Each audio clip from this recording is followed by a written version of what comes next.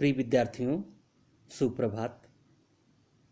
आज हम लोग इस वीडियो में भारत के महत्वपूर्ण गवर्नर जनरल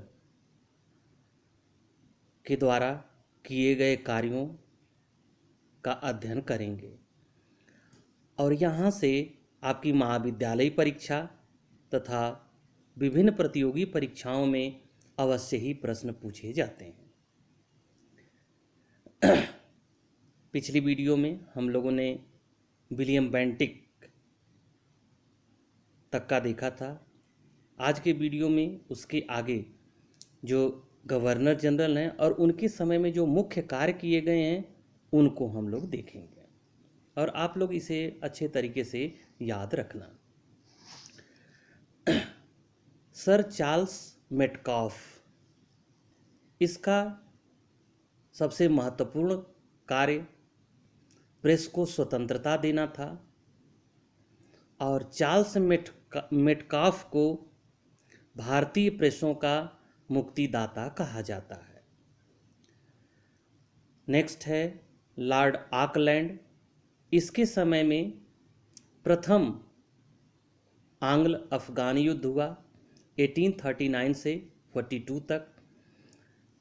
सिंध के साथ युद्ध शुरू हुआ। लॉर्ड ऑकलैंड ने तीर्थ यात्रा कर को समाप्त किया। करनूल तथा मांडवी, कोलाबा तथा जालौन को ब्रिटिश साम्राज्य में लॉर्ड ऑकलैंड के शासनकाल में मिला लिया गया। नेक्स्ट है महत्वपूर्ण गवर्नर जनरल लॉर्ड एलनबरो।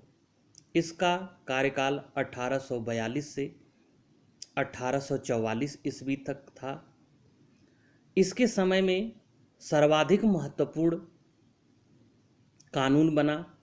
दास प्रथा को 1843 के अधिनियम 5 के द्वारा पूरी तरह से समाप्त कर दिया गया। यह आपके हर एग्जामिनेशन में पूछा गया। एचपीपीएससी के द्वारा आयोजित सभी परीक्षाओं में इस प्रश्न को पूछा गया है कि भारत में दास प्रथा का अंत किस अधिनियम के द्वारा किया गया। तो भारत में दास प्रथा का अंत 1843 के अधिनियम 5 के द्वारा लॉर्ड एलनबरो के समय में किया गया। लॉर्ड हार्डिंग्स, इसका शासनकाल 1844 से 1848 ईस्वी तक था। इसके समय में प्रथम आंग्ल सिख युद्ध 1845-46 में हुआ। इसके समय में लाहौर की संधि हुई अंग्रेजों और सिखों के बीच में। और सबसे महत्वपूर्ण चीज़ याद रखना कि लॉर्ड हार्डिंग के समय में अंग्रेजी पढ़े लिखे लोगों को नौकरियों में वरीयता दी जाती थी। एक क्वेश्चन पूछा भी गया है, आईएएस में भी पूछा गया है और एचपीपीएससी में भी पूछा गया है। तो लॉर्ड हार्डिंग के समय में जो लोग अंग्रेजी पढ़े लिखे लोग थे उनको सरकारी नौकरियों में प्रेफरेंस दिया जाता था। अब आता है सबसे महत्वपूर्ण गवर्नर जनरल और उसके द्वारा किए गए कार्य। लॉर्ड डलहौजी, इस पर इसने बहुत ढेर सारे कार्य किए हैं। अच्छे कार्य भी किए, बुरे कार्य भी किए, लेकिन यहाँ से लॉर्ड डलहौजी से रिलेटेड प्रश्न अवश्य ही एग्जामिनेशन में पूछा जाता है। इसके समय में जो महत्वपूर्ण घटनाएं घटी, इसका कार्यकाल 1846 से 1856 ईस्वी तक था।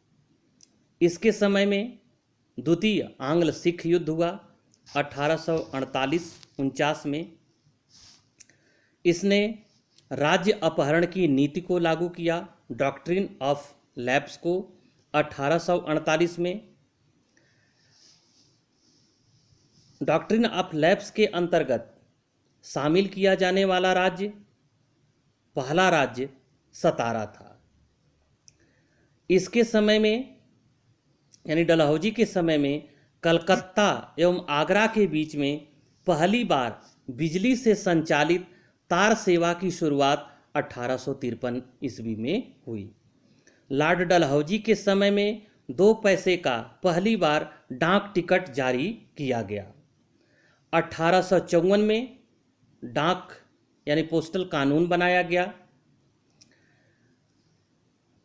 डलहौजी के समय में 16 अप्रैल 1853 को पहली बार रेलवे बम्बई से ठाणे के बीच चली थी।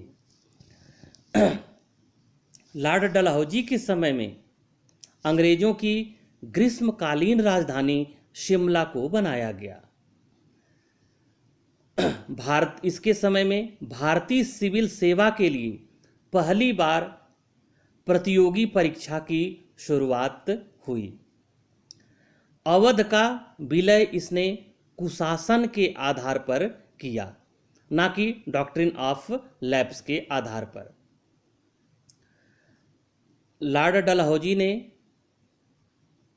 नाना साहब पेशवा की पेंशन को बंद किया।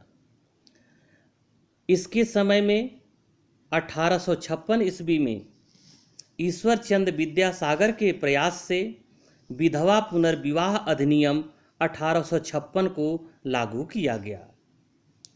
इसने 1850 में रिलीजियस एक्ट यानी धार्मिक कानून को पास किया और इस कानून के अनुसार यह कहा गया कि यदि कोई व्यक्ति धर्म परिवर्तित करता है तो उसकी पैतृक संपत्ति में उसका हिस्सा समाप्त नहीं होगा। लॉर्ड डलहौजी ने लोक शिक्षा विभाग का गठन 1855 ईस्वी में किया। लॉर्ड डलहौजी के समय में भारत के बंदरगाहों को अंतर्राष्ट्रीय व्यापार के लिए खोला गया।